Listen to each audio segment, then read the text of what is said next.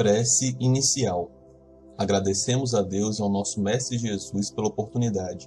Pedimos para que Deus ilumine a todos os encarnados e desencarnados que irão participar desse estudo do Evangelho. Que os nossos amigos do plano superior possam nos acompanhar e instruir nesse estudo. Que a vibração do nosso Mestre Jesus possa ser sentida por todos que estão agora participando. Que assim seja. Trecho do Evangelho segundo o Espiritismo. Capítulo 14. Honrai vosso pai e vossa mãe.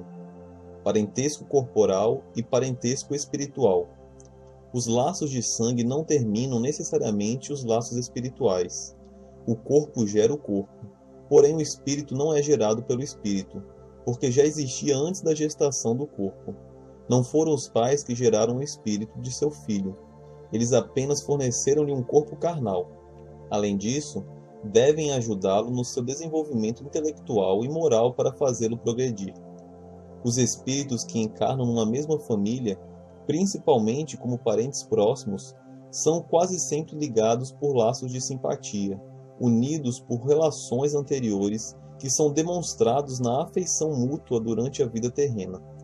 Pode acontecer, também, que esses espíritos sejam completamente estranhos uns aos outros, separados por antipatias igualmente anteriores, que se manifestam por suas aversões na terra, e elas servirão de provação entre eles. Portanto, os verdadeiros laços de família não são os da consanguinidade, mas sim os da simpatia e da afinidade de pensamentos que unem os espíritos antes, durante e depois da encarnação. É assim que dois seres nascidos de pais diferentes podem ser mais irmãos pelo espírito do que se os fosse pelo sangue. Eles se querem, se procuram, sentem prazer em estar juntos, enquanto dois irmãos consanguíneos podem repelir-se, como aliás se vê todos os dias, questão que só o Espiritismo pode explicar pela pluralidade das existências. Há, portanto, duas espécies de famílias: as famílias por laços espirituais e as famílias por laços corporais. As primeiras, duráveis, se fortificam pela purificação e prosseguirão no mundo dos espíritos, por meio das muitas migrações da alma. As segundas, frágeis como a própria matéria, acabam com o tempo e, muitas vezes, se desfazem moralmente já na existência atual. Foi isto o que Jesus quis ensinar naquele momento, dizendo aos seus discípulos: Eis minha mãe e meus irmãos, ou seja, minha família pelos laços do Espírito. Pois quem quer que faça a vontade de meu Pai que está nos céus é meu irmão, minha irmã e minha mãe. A hostilidade de seus irmãos está claramente expressa no relato de São Marcos, que diz terem eles a intenção de prender Jesus sob o pretexto de que estava fora de si. Jesus, informado da chegada de seus parentes e sabedor do que pensavam a seu respeito, aproveita a oportunidade para transmitir aos seus discípulos o ensinamento sobre o ponto de vista da família espiritual. Eis meus irmãos verdadeiros. E, como sua mãe se achava entre eles, generalizava o ensinamento.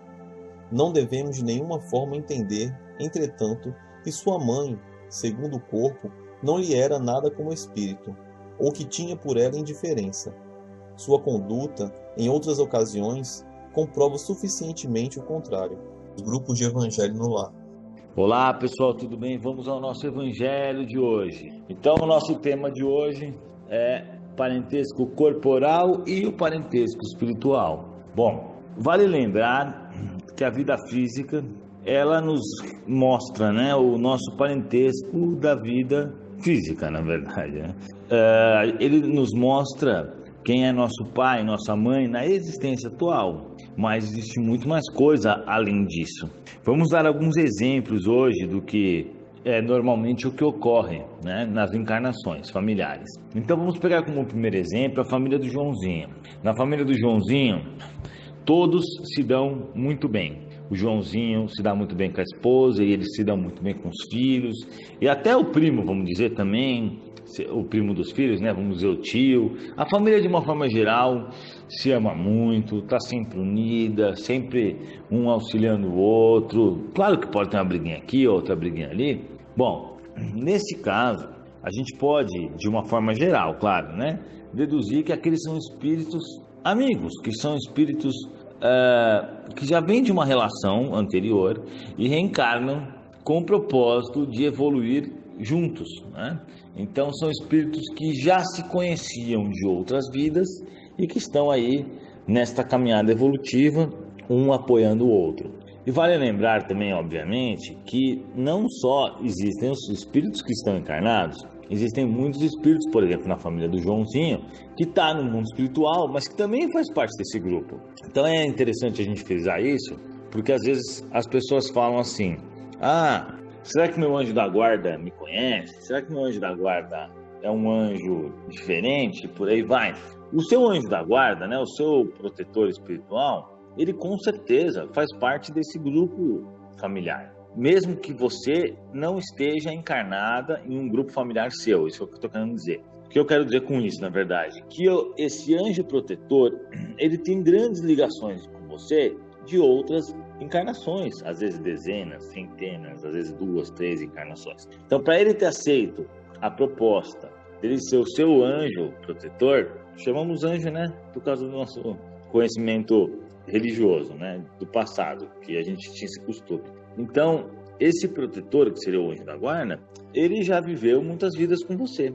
Então, dessa vez você encarna e ele fica no mundo espiritual, depois pode inverter. Então, vamos dizer que no Joãozinho, além das pessoas se darem muito bem num plano físico, os espíritos que auxiliam aquela família também se dão bem porque fazem parte todos do mesmo grupo, certo? Agora vamos dar um exemplo 2. O Joãozinho tem a família dele, todo mundo é feliz, todo mundo é satisfeito, todo mundo é bonzinho. Só que ali no meio da família do Joãozinho tem um tal de Marcelinho. E o Marcelinho é a ovelha negra da família.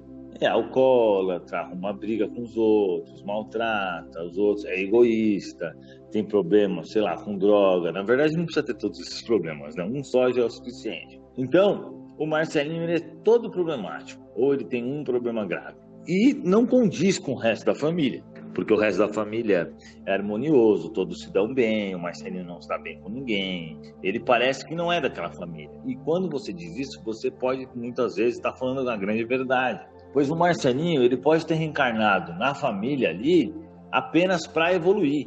O mundo superior, o plano superior, desculpa, os espíritos superiores, se utilizam desse tipo de reencarnação, né? Com muita frequência, na verdade. Pois esse é o modo do Marcelinho, que reencarnou na família feliz do Joãozinho, é o modo do Marcelinho evoluir, do Marcelinho se melhorar moralmente, né? De o Marcelinho aprender o que é o certo, né? Aprender o que é o errado, mesmo que ele não aprenda tanto. O pouco que ele aprendeu ali já vai mudar a vida dele, pois ele às vezes não é um espírito muito evoluído. Então ele reencarna numa família mais avançada e ele acaba aprendendo mais coisas. Além disso, a família do Joãozinho também aprende a fazer a caridade com esse Marcelinho, né? Que seria o desajustado, a ovelha negra. Então eles aprendem a ter paciência, porque sabe que ele tem muitos problemas, faz coisas erradas, maltrata os outros. Eles aprendem a abrir mão, às vezes, das coisas deles para poder ajudar ele. Então, acaba sendo uma troca de, vamos dizer assim, troca de melhorias, porque o Marcelinho se melhora e o Joãozinho e a família dele também se melhoram. E Deus permite isso com bastante frequência. É por isso que a gente sempre vê alguma pessoa no meio daquela família que é totalmente diferente, né? Agora, vamos dar um exemplo, por exemplo, da Joana, né? A Joana reencarna numa família que é cheia de problemas. Vocês sabem, né? Como nós vivemos num planeta onde nós temos diversas reencarnações, como em todos os outros planetas, né? Mas tudo bem. E cada um está em um grau evolutivo. É claro que a gente vai encontrar espíritos inferiores que se satisfazem com o mal, na verdade, né? De vários tipos, na realidade, vícios, entre outras coisas.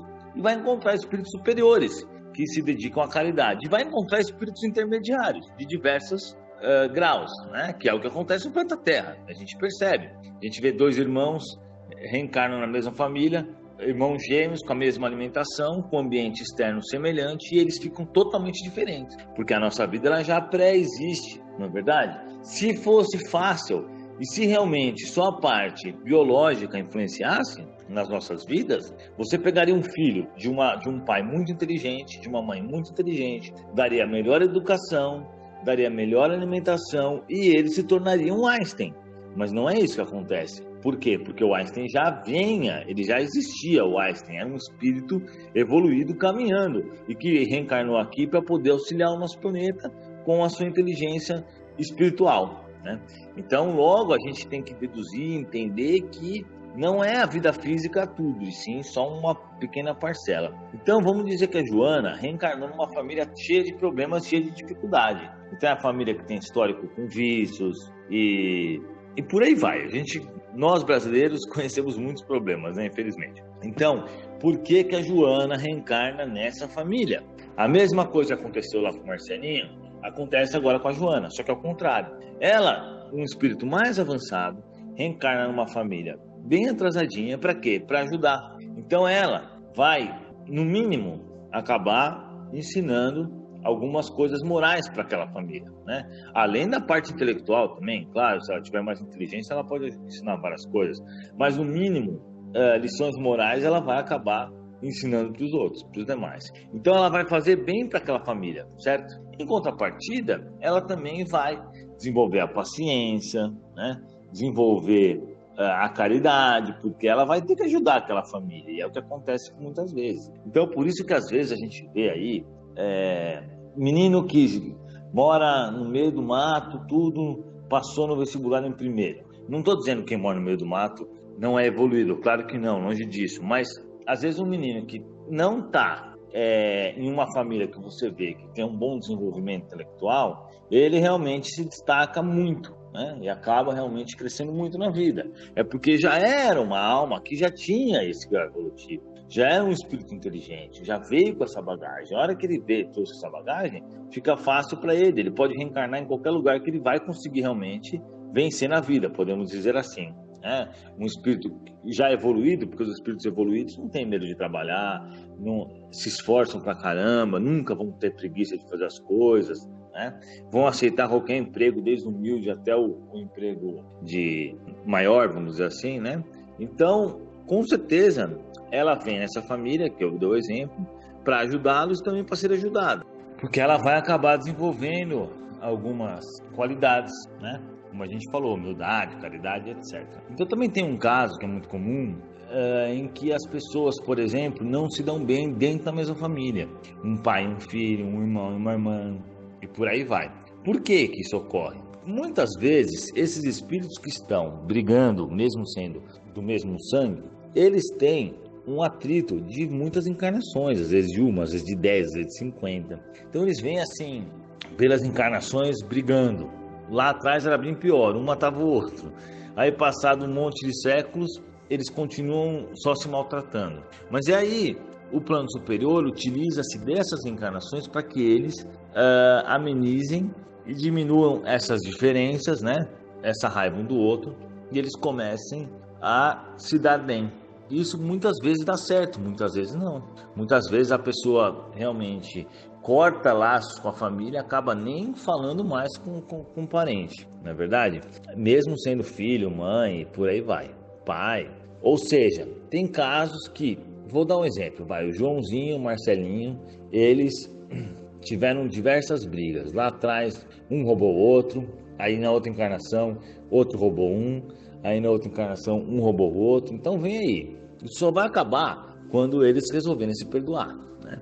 Então eles vão reencarnando.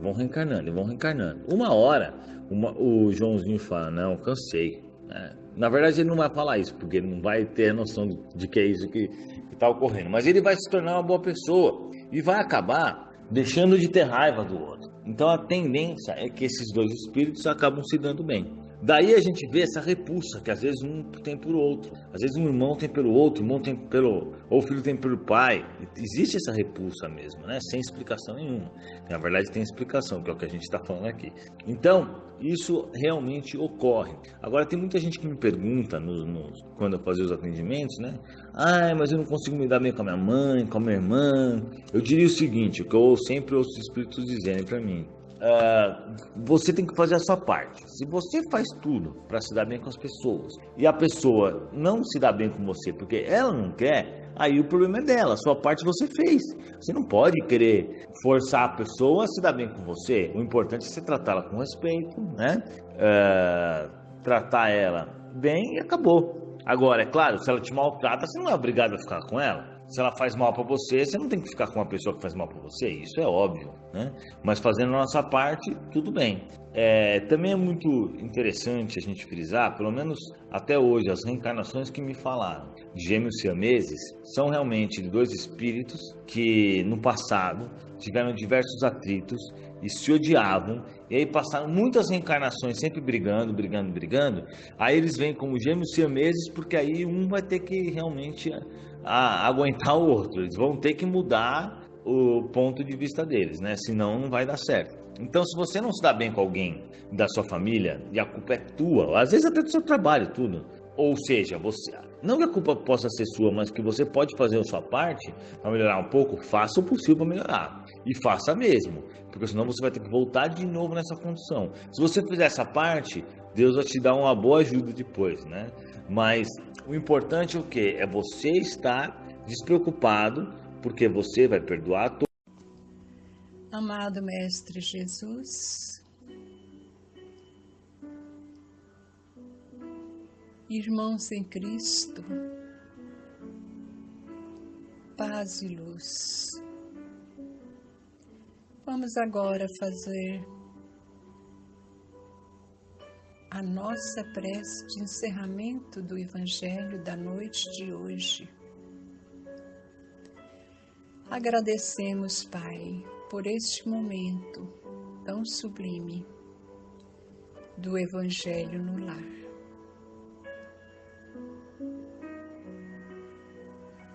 Agradecemos os bons espíritos que aqui vieram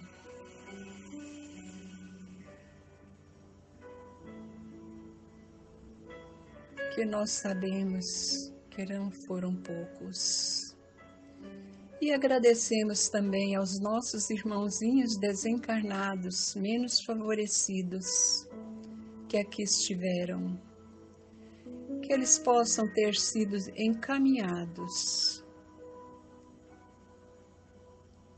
para a escola do espaço, onde possam estudar, compreender e evoluir. E que cada dia, Pai querido, nós possamos estar com mais vontade de ajudar o nosso próximo, com mais amor, com mais carinho e com mais fé. Que nós não tenhamos, Pai, preguiça de fazer a nossa leitura do Evangelho, de fazer as nossas preces com muita sintonia no nosso bom Deus. Que nós possamos, Pai querido, estarmos sempre orando e vigiando, porque Jesus disse, orai e vigiai. E muitas vezes nós esquecemos destes ensinamentos.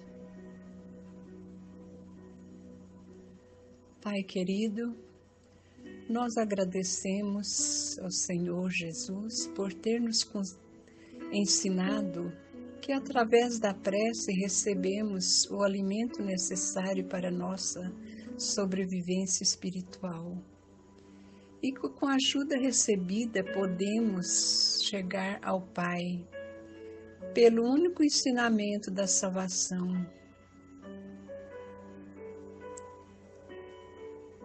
Ó Pai querido, nós agradecemos aos irmãos de luz, guias e protetores, nosso agradecimento por todos e por todo o bem que nos fizeram.